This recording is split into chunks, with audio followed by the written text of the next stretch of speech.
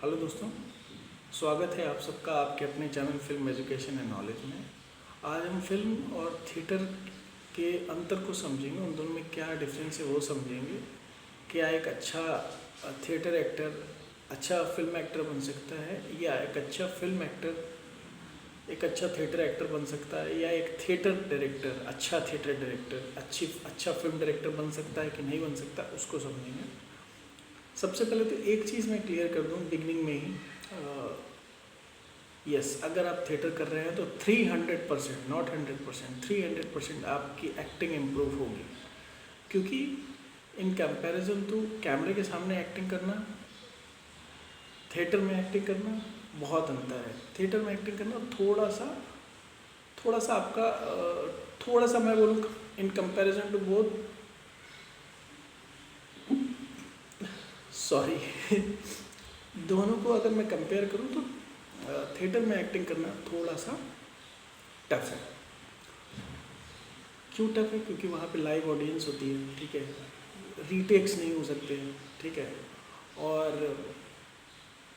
अगर आप लाइंस भूल भी गए या तो किस तरह से मैनेज आपको करना है वो आप सीख लेते हो वहाँ पर। या कोई सामने वाले एक्टर ने, आपके जो को एक्टर हैं, उनसे कोई गलती हो गई तो किस तरह से मैनेज करना है वो सब आप थिएटर में सीख लेते हो। वो आपके दिमाग में इनबिल्ट आ जाता है। तो वो एक बहुत बड़ा बेनिफिट होता है। एक्टिंग किसी भी मीडियम में आप करो, ये छोटी छोटी चीज़ें आपको 100% इम्प्रूवमेंट देती हैं। तो ये तो 100% फ़ायदा होता है। लेकिन बहुत से एक्टर ऐसे हैं जो थिएटर में बहुत अच्छा कर रहे हैं, फिल्मों में आके नहीं कर पाते हैं। ये बहुत से अच्छे फिल्म एक्टर हैं और थिएटर करते तो नहीं उतना बेहतर परफॉर्म कर पाते हैं। तो उसका रीज़न हम समझेंगे क्या है। उसका रीज़न समझने के लिए पहले हम थिएटर समझते हैं। थिएटर क्या है? थिएटर में आप एक ड्रामा को रिहर्स करते हो कई बार, ठीक है, फिर लाइव ऑडियंस के सामने उसको परफॉर्म करते हो। आपको मेंटली बहुत स्ट्रांग करता है थिएटर। आप चाहते हो बैक स्टेज जाके ड्रेस चेंज करके आना है, और बहुत सारी चीज़ें सेट पे ही सेटअप भी चेंज होते हैं। तो बहुत सारी चीज़ें होती हैं इस तरह से। अब डिफरेंस क्या होता है? क्यों एक अच्छा थिएटर एक्टर फिल्मों में फेल हो जाता है, अच्छा फिल्म एक्टर थिएटर में फेल हो जाता है, उसका अंतर समझेंगे। बहुत सी टेक्निकलिटीज़ में अंतर है। मोस्टली मेन 3 चीज़ें हैं जो आपको समझनी पड़ती हैं, टेक्निकली समझनी पड़ती हैं। अगर आप वो टेक्निकली समझ गए और उसको आपने फॉलो किया तो आप फिल्म में भी सक्सेस हो सकते हो, थिएटर में भी सक्सेस हो सकते हो। ऐसा नहीं होगा कि आप एक जगह सक्सेस हो दूसरी जगह फेल हो गए। तो सबसे बड़ी जो दिक्कत होती है वो होती है थिएटर टू फिल्म। थिएटर में क्या होता है, हर चीज़ बड़ी नेचुरल होती है। अगर आपके कैरेक्टर की माँ की डेथ हो गई है या फादर की डेथ हो गई तो आप जो रिएक्ट करोगे, जब आपको पता चलेगा, जब आप रिएक्ट करोगे, वो नेचुरल होगा। वो 5 सेकंड होगा, 10 सेकंड होगा, एक मिनट होगा, 2 मिनट होगा, जितना बड़ा वो सीन होगा, ठीक है, वो नेचुरल आएगा जितना होगा। क्योंकि वो लाइव ऑडियंस के सामने परफॉर्म करो, जितना रियलिस्टिक होगा। आपकी रियलिस्टिक एक्टिंग थिएटर में इम्प्रूव इसीलिए हो जाती है क्योंकि बहुत नेचुरल करना पड़ता है, क्योंकि लाइव ऑडियंस वहाँ बैठी होती है। लेकिन जब आप कैमरे के सामने एक्टिंग करते हो तो हर चीज़ इलेबरेट करनी पड़ती है। तो एक पर्टिकुलर इमोशन जो आप थिएटर में प्ले करते हो उसको होल्ड करना आना चाहिए। वो अगर 1 मिनट का इमोशन है, उसको 2 मिनट कैसे खींचना है, 3 मिनट कैसे खींचना है, वो आपको आना चाहिए। वो एक इमोशन को इलेबरेट कैसे करना है और वो नकली ना लगे, फेक ना लगे, वो नकली ना लगे, फेक ना लगे, वो नेचुरल लगे, रियलिस्टिक लगे। क्योंकि कई बार क्या होता है, थिएटर में एक बार हर चीज़ होती है। आपने एक बार आपका ब्रेकअप हो गया किसी के साथ, तो आपने एक बार रो दिया, एक बार अपना इमोशन जाहिर कर दिया, हो गया। अब वो चीज़ जब आप फिल्म में शूट करोगे तो वो एक इमोशंस को कई एंगल से, कई तरह से शूट किया जाता है। मान लीजिए एक बार वाइड शॉट होगा, फुल वाइड में मेरा पूरा फिगर दिख रहा होगा, पूरा ऊपर से नीचे तक मैं दिख रहा हूँ। तो उसमें मैंने एक बार अपने इमोशंस को जाहिर किया, फिर कैमरा मेरे क्लोज पे आएगा, अलग अलग एंगल में कैमरा जाता है और आपको सेम परफॉर्म करना पड़ता है, ठीक है। तो अब उसमें क्या होता है कि एक तो आपको इलेबरेट करना आना चाहिए, है ना, और वो बहुत इम्पॉर्टेंट होता है। अलग अलग जब कैमरा ट्रेवल कर रहा है, एक बार इधर से लिया शॉट, एक बार इधर से लिया, एक बार इधर से लिया, तो सेम चीज़ आपको परफॉर्म करनी है। उसमें जो आपकी परफॉर्मेंस का ग्राफ है, जो आपके इमोशंस का ग्राफ है, वो कम ज़्यादा नहीं होना चाहिए। क्योंकि अगर वो कम ज़्यादा होगा तो अगर इस शॉट इधर से जो शॉट लिया है उसका इधर से जो शॉट लिया है, अगर उसमें इमोशन सेम नहीं है, तो एडिटिंग जब होती है इन दोनों शॉटों को जोड़ा जाएगा तो वो जर्क आएगा, और जब वो स्क्रीन पे दिखेगा तो आपकी एक्टिंग के पॉइंट ऑफ व्यू से लोगों को ऐसा लगेगा कि आप एक वीक एक्टर हो। इसमें अलग परफॉर्म किया आपने, इसमें अलग परफॉर्म किया। तो सबसे बड़ी चीज़ होती है आपको हर एंगल में सेम परफॉर्म करना होता है, सबसे पहली चीज़ ये होती है। अब वो जिसके अंदर थिएटर घुसा हुआ है, वो जब बहुत ज़्यादा आप थिएटर से इन्वॉल्व हो जाते हो, उसको समझ लेते हो, और थिएटर एक्टिंग अगर आप थोड़ी सी इलेबरेट करना, उसमें थोड़ा सा चेंज ओवर लाना नहीं आता है आपको, तो दिक्कत हो जाती है, क्योंकि उसमें नेचुरल है, आपने कर दिया। हालांकि नेचुरल एक्टिंग सबसे टफ होती है, तो भले, लेकिन कुछ लोगों को नेचुरल एक्टिंग आ गई, आपने एक बार नेचुरली जितना जैसे आता है रियलिस्टिक वे में, वैसे आपने परफॉर्म कर दिया थिएटर में या आपके कैमरे के सामने। लेकिन बाकी जो इलेबरेट करने की बात आती है, चीज़ों को थोड़ा सा और बेहतर तरह से करने की बात आती है। बेहतर तरह से मतलब वीडियो मीडियम के पॉइंट ऑफ व्यू से मैं बोल रहा हूँ, कैमरे के पॉइंट ऑफ व्यू से बोल रहा हूँ, तो शायद आप उतना अच्छा नहीं कर पाते हो, क्योंकि वो नेचुरल नहीं है, इलेबरेट करना पड़ रहा है आपको। तो कई बार लोग ये नहीं कर पाते हैं, रियलिस्टिक एक्टिंग ही करते हैं टीवी में, तो कई बार जब शॉट्स चेंज होते हैं तो वो सेम इमोशंस कैरी ऑन नहीं कर पाते हैं। उनका ग्राफ अलग होता है, इस शॉट में अलग ग्राफ होता है, इस शॉट में अलग ग्राफ होता है, क्योंकि ये स्पॉन्टेनियस है, नेचुरल आया। ठीक है, फॉर एग्जांपल एक सीन में आप रोते रोते बैठते हो, एक शॉट में आप रोते रोते बैठ गए, इधर से एक शॉट लिया जिसमें रोते रोते आप नेचुरली बैठ गए, लेकिन जब इधर से शॉट लिया तो आप जो बैठ रहे हैं वो नेचुरल नहीं आ रहा है, लेकिन आपको जिस पॉइंट पे आप बैठे हैं शॉट में, उस पॉइंट पे आपको इधर भी बैठना पड़ेगा, क्योंकि वो एडिटिंग कटिंग के पॉइंट ऑफ व्यू से हर शॉट में आपको जिस पॉइंट पे आपने जो एक्टिविटी की है सेम करनी है। अब वो बैठने वाली जो आपकी एक्टिविटी थी वो नेचुरल नहीं आ रही है सामने वाले कैमरे से, इधर से तो नेचुरल आ गई, अब जब कैमरा इधर पहुंचा तो वो नेचुरली आप नहीं कर पा रहे हैं, तो वो फिर दिक्कत करती है। और फिर जब वो एडिट में ये शॉट लगेगा तो वो गंदा लगेगा, या इस शॉट से इस शॉट को मैच कट करेंगे, आधा आप इस शॉट में थोड़ा सा ऊपर से नीचे आए, इस शॉट में आकर नीचे बैठे, तो दो अलग अलग शॉट मैच करना या एडिट में लगाना पॉसिबल नहीं होगा। लगेंगे तो आपकी एक्टिंग लगेगी कि वो आपने नेचुरली नहीं किया है, वो फेक किया है। एक्टिंग की बात ये होती है कि वो नेचुरल लगनी चाहिए, वो फेक नहीं लगनी चाहिए, लगना ही नहीं चाहिए कि वो एक्टिंग हो रही है।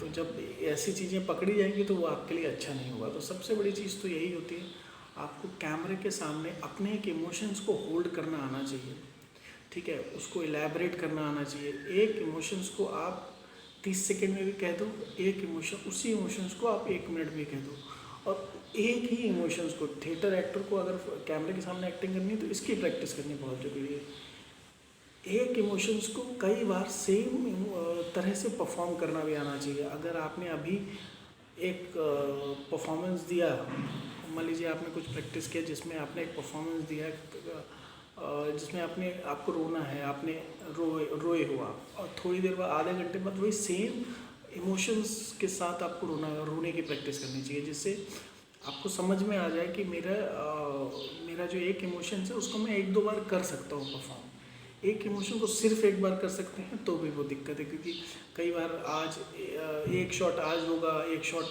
बहुत दिनों बाद होगा, है ना। थिएटर में तो क्या होता है, सब लाइव होता है, सब तुरंत का तुरंत होता है। मान लीजिए एक सीन आपका आज हुआ जिसमें आपका ब्रेकअप हो गया किसी लड़की के साथ, दूसरा सीन बहुत दिनों बाद होगा जिसमें आप किसी के पास जाते हो और उसको बताते हो कि ऐसा ऐसा मेरे साथ हुआ है। तो क्योंकि एक्चुअल में तो जब स्क्रीन पे दिखेगा तो इस आपका ब्रेकअप आज हुआ, अगले दिन आप किसी से मिलने गए, वो तो नेक्स्ट सीन हो गया आपका। तो आप तुरंत किसी से मिलने गए, नेक्स्ट डे नहीं, आप किसी से मिलने गए सेम डे स्क्रिप्ट के हिसाब से, यहाँ आपका ब्रेकअप हुआ और यहीं से आप निकल कर किसी से मिलने गए, तो अब यहाँ आपका ब्रेकअप हुआ, ये आज शूट होगा, आप किसी से मिले हो जाकर, वो अगले दिन शूट होगा। तो जो इमोशंस का ग्राफ है वो सेम होना चाहिए। तो जब आपको वो इमोशंस का ग्राफ सेम, अगर आप बहुत नेचुरल एक्टर हैं, स्पॉन्टेनियस एक्टर हैं, आप एक चीज़ को नेचुरली एक बार कर पाते हो, सेम चीज़ रिपीट नहीं कर पाते हो तो फिर दिक्कत है। तो आपको ये छोटी छोटी चीज़ें जो हैं वो आपको आनी चाहिए, आपको ये रिपीट करना आना चाहिए, सेम इमोशंस को होल्ड करना आना चाहिए, एलैबोरेट करना आना चाहिए। तो ये सबसे बड़ा प्रॉब्लम होता है जो थिएटर एक्टर होते हैं या फिल्म एक्टर होते हैं, सक्सेस इसलिए नहीं हो पाते हैं। अब फिल्म एक्टर भी थिएटर में जाएगा तो वो इसी तरह से इलैबोरेट करके चीज़ों को करने की कोशिश करेगा, क्योंकि उसकी आदत वैसी पड़ी हुई है और वो इसलिए उसमें फेल हो जाएगा। अब सबसे बड़ी प्रॉब्लम क्या होगी, अब एक और चीज़ है, कैमरे के सामने एक्टिंग भी कई तरह की होती है। आप टीवी में अलग तरह से परफॉर्म करते हो, आप फिल्म जब करते हो तो आप अलग तरह से परफॉर्म करते हो, जब वेब सीरीज़ बनाते हो तो आप अलग तरह से परफॉर्म करते हो, लाइव शो में आप अलग तरह से परफॉर्म करते हो। जैसे कपिल शर्मा शो है, वो लाइव शो है, तो लाइव मतलब कटिंग होता है उसका, मतलब स्टेज का जो एक आप जो कैमरे के सामने करना है वो अलग तरह से करना है, क्योंकि मल्टी कैमरा सेटअप है कपिल शर्मा का शो। जो एक चीज़ होती है वो एक ही बार होती है, तो वो अलग तरह से परफॉर्म करना पड़ता है ना। अब जैसे बाकी फिल्में हैं तो एक रीटेक भी हो जाएगा, जहाँ से आपने शॉट छोड़ा वहाँ से कंटिन्यू भी हो जाएगा बाकी। तो ये डिफ्रेंशिएशन होता है, फिल्म की एक्टिंग अलग होती है, टीवी की एक्टिंग अलग होती है। टीवी में आप फिल्म से ज़्यादा इलैबोरेट करके दिखाते हो चीज़ें, ठीक है, और एक इमोशंस को, एक ड्रामा बहुत ज़्यादा बहुत बड़े लेवल पे बिल्ड करना पड़ता है। फिल्म क्या होती है, क्योंकि 2.5 घंटे में दिखानी है, आप ड्रामा में बहुत ज़्यादा अगर बिल्ड करोगे उसको तो टाइमिंग बढ़ सकती है। तो आपको क्या होता है, जब आप फिल्में करते हो तो ड्रामा को आपको बिल्ड भी करना है, but in A limited way, limited time period में ही ड्रामे को बिल्ड करना है। तो वो एक चैलेंज होता है फिल्म मेकर्स के सामने। हालांकि ये टेक्निकल चीज़ है, अगर आप डायरेक्टर हैं तो आपको पता है कि फिल्म में किस सीन में कितना ड्रामा देना है। अगर आप टेलीविज़न डायरेक्टर हैं तो आपको पता है किस सीन को कितना एलैबोरेट करना है। तो इसी तरह से हर वेब सीरीज़ करोगे तो अलग तरह से परफॉर्म करना है आपको। तो ये सारी चीज़ें ना चेंजेस होती जाती हैं। एनीवे, वापस हम अपने मुद्दे पे आते हैं। अभी सिर्फ थिएटर और कैमरे के सामने एक्टिंग को समझते हैं। तो सबसे पहला रीज़न ये होता है कि आपको जब थिएटर से आप फिल्में करने आते हो तो आपको चीज़ें एलैबोरेट करके करनी होती है, जो आप कई बार नहीं कर पाते हो, क्योंकि आपको नेचुरल एक्टिंग और रियलिस्टिक एक्टिंग की बहुत ज़्यादा आदत पड़ चुकी होती है, थिएटर आपने इतना किया होता है। दूसरा जो सबसे बड़ा प्रॉब्लम होता है वो होता है कि थिएटर में ना बहुत बड़ा थिएटर होता है, तो आप जब बोलते हैं तो आपकी कोशिश, आप थोड़ा लाउड बोलते हैं ताकि आपकी आवाज़ के पर्सपेक्टिव से आप थोड़ा लाउड बोलते हैं, ताकि जो सबसे पीछे भी बैठा है ना तो उसको भी आपकी आवाज़ समझ में आए, सुनाई पड़े, ठीक है। तो वो आदत पड़ जाती है आपकी। कई बार कुछ छोटा सा सीन है, छोटा सा नॉर्मल बातचीत है, तो उसको भी आप लाउड करके बोलने लगते हो। तो जब आप कैमरे के सामने एक्टिंग करते हो तो वो आदत कई बार आपको थोड़ा सा दिक्कत करती है।